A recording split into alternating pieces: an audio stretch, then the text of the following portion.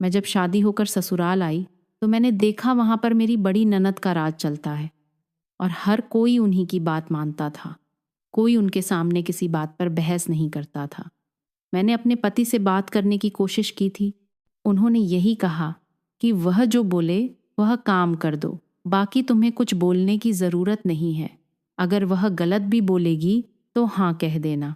मुझे यह समझ में नहीं आता कि ऐसा क्या है कि हर कोई उनसे डरता है।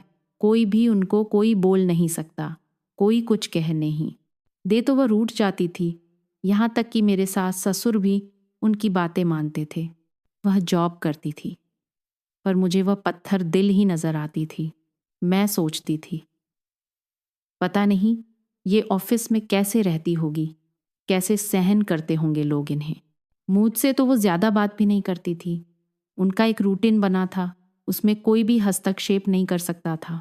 वह 6:00 बजे उठकर घूमने जाती थी। 8:00 बजे उन्हें नाश्ता चाहिए था। पेपर के साथ 6 नाश्ता करने के बाद 10:00 बजे ऑफिस जाती थी।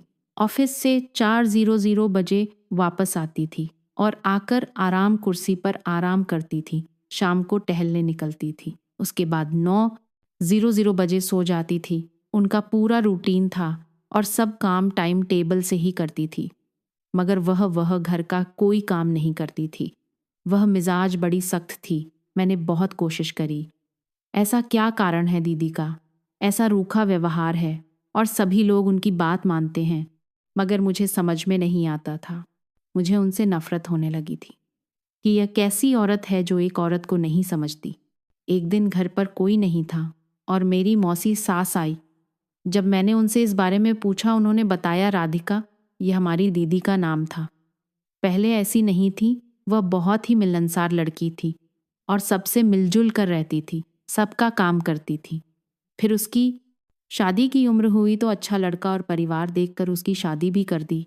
दीदी का परिवार बहुत अच्छा था। वो लोग दीदी को भी बहुत मानते थे, मगर 2 साल तक उन्हें बच्चे नहीं हुए। दोनों ने डॉक्टर से जांच करवाई, तब पता चला कि दीदी के गर्भाशय में बीमारी है, जिस वजह से उन्हें बच्चे नहीं हो सकते। यह बात जानकर उनके पति और ससुराल वालों ने, जो ससुराल वाले दीदी को बहुत प्यार करते थे, दीदी के बिना उनका काम नहीं चलता था, उन्होंने दीदी को घर से निकाल दिया और उनसे तलाक ले लिया। इस दौरान उन्होंने इतना इतना कुछ सहा कि वह इतनी रूखी हो गई है और किसी से बात नहीं करती। हमारी इतनी अच्छी राधिका, मिलनसार राधिका की जगह इस रूखी राधिका की ने ले ली। सब लोग इसीलिए राधिका की बात मान लेते हैं क्योंकि वह अंदर से बहुत टूटी हुई है और आकाश भी उसको बहुत मानता है। उसने इसीलिए तुम्हें नहीं बताया कि तुम उसे बेचारी ना समझो। नौकरी भी राधिका इसीलिए करती है कि कोई उसको बेचारी कहकर नहीं पुकारे, मगर उसके व्यवहार के लिए क्या करें, यह किसी को समझ में नहीं आता। हम सब जानते हैं कि अंदर से वो बहुत है मासूम है, पर हमारी पहले वाली राधिका कैसे लाए। मैंने जब ये बातें सुनी तो मेरे मन में दीदी के लिए बहुत ही सम्मान पैदा हो गया कि यह सब दीदी अपने स्वाभिमान के लिए करती है, ताकि कोई भी उन्हें बेचारी ना कहे और वह सर उठाकर रहे। उसके बाद जब आकाश आए तो मैंने उनसे ये बात बताई कि मुझे मौसी से सब बात पता चल गई है। उस समय बात करते करते आकाश की आंखों से भी आंसू आ गए। मैं समझ गई थी वो अपनी बहन से बहुत प्यार करते हैं, मगर मुझे समझ में नहीं आ रहा था हम क्या करें जिससे दीदी के व्यवहार में थोड़ी नरमी आए। अब मैं उनसे से ज़्यादा बात करने लगी। पहले तो मैं खुद ही उन्हें पसंद नहीं करती थी, इसलिए मैं ज़्यादा बात नहीं करती थी, मगर अब मैं खुद ही उनसे बात करने लगी। हर काम के बारे में उनसे पूछने लगी। मगर उनका व्यवहार वैसा ही था। वह हाना के अलावा कोई जवाब नहीं देती थी। वह ज़्यादा सजती संवरती भी नहीं थी, बिल्कुल सादी रहती थी। मैं उन्हें कितनी बार बाजार जाने का भी कहती, घूमने का कहती, मगर वह मेरे साथ कभी नहीं जाती। मुझे समझ में नहीं आ रहा था किस तरह मैं उनका व्यवहार चेंज करूं। इसी बीच पता चला कि मैं गर्भवती हूं। सभी लोग मेरा बहुत ख्याल रखने लगे, मगर राधिका दीदी मुझसे दूर ही दूर रहती थी। एक दिन हम सब बैठे ऐसे ही बातें कर रहे थे।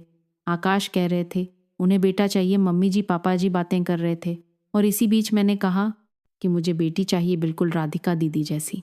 इसके साथ ही मैंने राधिका दीदी की तरफ देखा तो मैंने देखा कि उनके चेहरे पर भाव आ रहे हैं। तुरंत उठकर चली गई। सब ने समझा उसकी आदत है, पर मुझे रास्ता मिल गया कि मुझे क्या करना है। जब 9 महीने बाद मुझे प्यारी सी बिटिया हुई, सब लोग बहुत खुश हो गए। राधिका दीदी भी मुझे हॉस्पिटल में देखने आई। उन्होंने कहा कुछ नहीं और बिटिया को देखकर जाने लगी।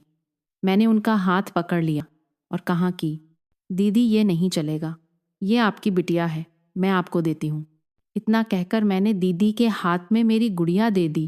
दीदी की आंखों से आंसुओं की धारा गिरने लगी और ऐसा लगा उनका इतने दिनों का जो अवसाद था वो सब आंसुओं के रूप में बह गया और उसी के साथ उनका रूखापन भी चला गया।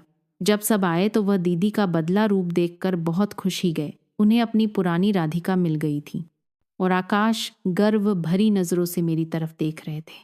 इति